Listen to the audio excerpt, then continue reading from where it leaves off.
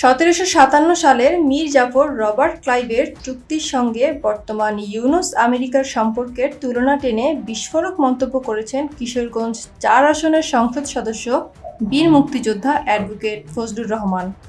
Robert ক্লাইভের সঙ্গে মীর জাফরের চুক্তি আর আমেরিকার সঙ্গে ইউনুসের চুক্তি একই বলে মন্তব্য করেছেন কিশোরগঞ্জ ৪ আসনের সংসদ সদস্য বীর মুক্তিযোদ্ধা অ্যাডভোকেট ফজলুর রহমান। তিনি বলেন, যদি দেশ স্বাধীন রাখতে হয় এটাকে বাতিল করতে হবে, সেই মেরুদণ্ড থাকা উচিত।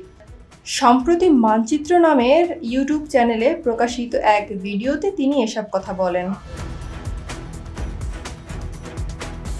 তিনি বলেন, আওয়ামী লীগ যে ভুল কাজগুলো করেছে, যে কঠিনভাবে অন্যায় কাজগুলো করেছে, সেই কাজগুলো যদি বিএনপি করে একই ফলাফল আসবে, ফলাফলে কোনো বেশ কম হবে না।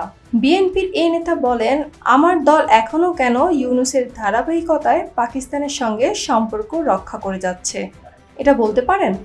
সেই কথাটা আমি সেভাবে বলতে চাই না। আমি মুক্তিযোদ্ধা হিসেবে এবং রাজনীতিবিদ হিসেবে এই কথাটা বলে গেলাম, পাকিস্তানের সঙ্গে অতিরিক্ত সম্পর্ক আমাদের পেছনে টেনে নিয়ে যাবে, আমাদের জাতিকে অন্ধকারের দিকে নিয়ে যাবে।